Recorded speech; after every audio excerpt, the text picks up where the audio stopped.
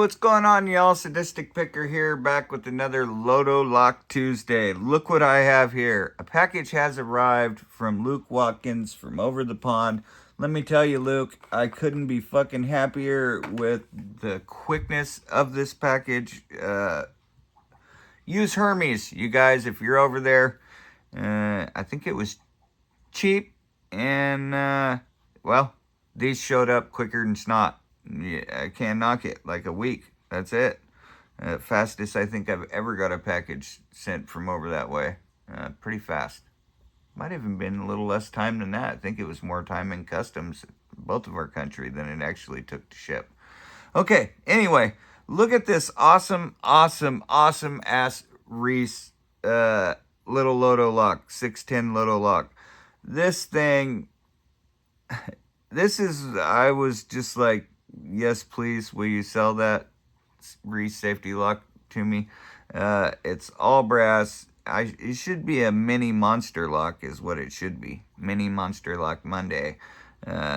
Which, by the way, guys, that kind of reminds me of a fellow picker. Myloks. Go check Myloks channel out. Does a mini lock Monday, and sometimes he does a massive mini lock Monday. And this is what this lock reminds me of, a massive mini lock. So I think we're going to save it for that.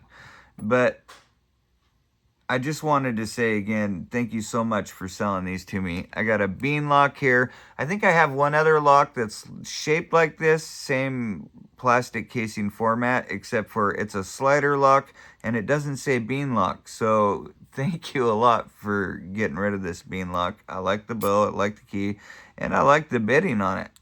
Check that out. There's some max high lifts. I think there's like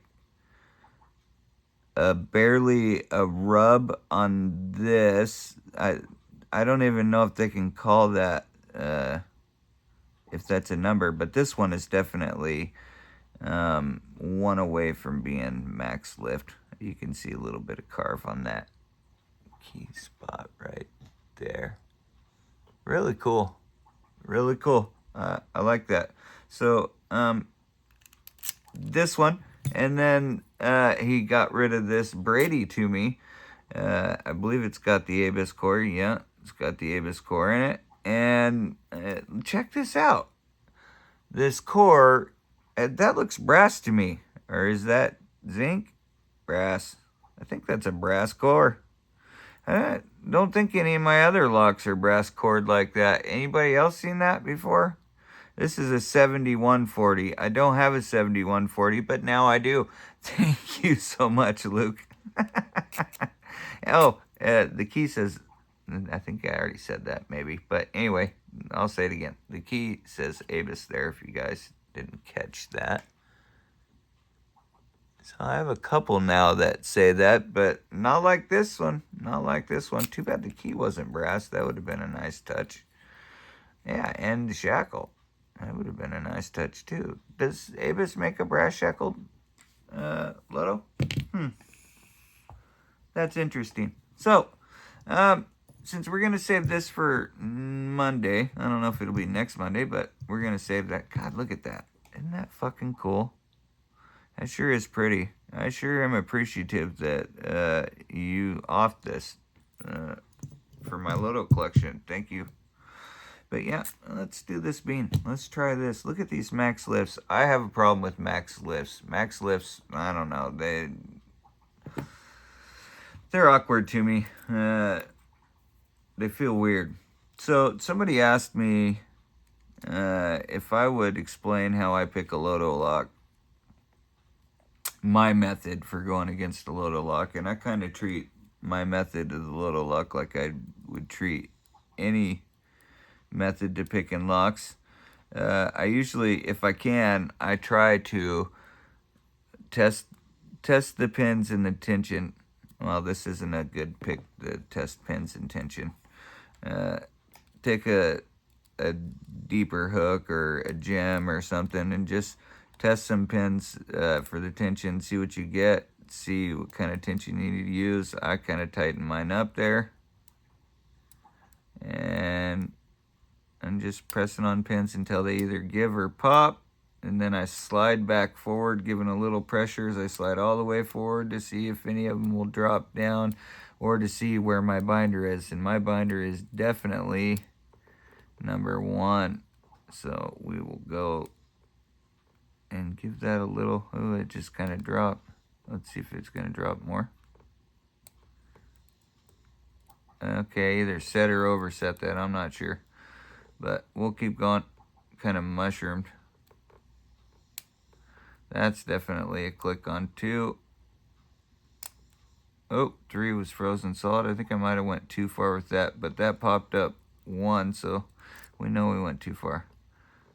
I let go of the tension. No, it didn't drop any, but 2 came up, so let's try that again.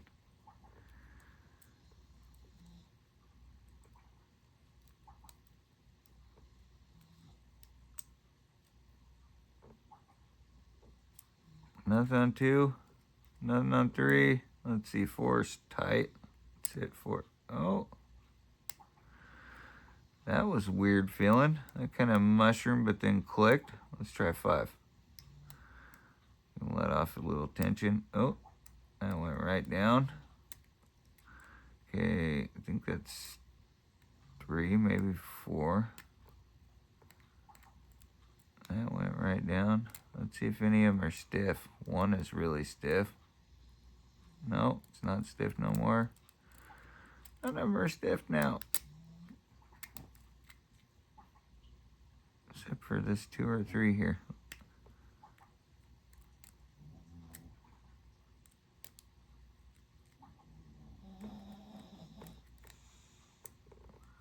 And 2 or 3 should be, weren't they max lifts? Isn't that what that key said? Okay, so we hit this completely wrong. Let's let up.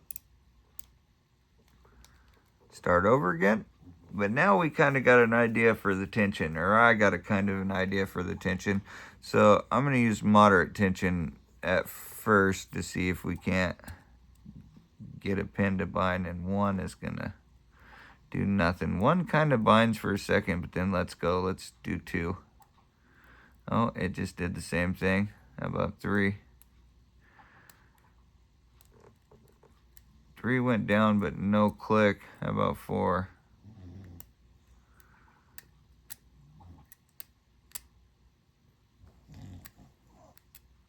That's weird. Alright, so now I got max tension on. By max, I mean hard tension. That was a little click. That was on the last pin.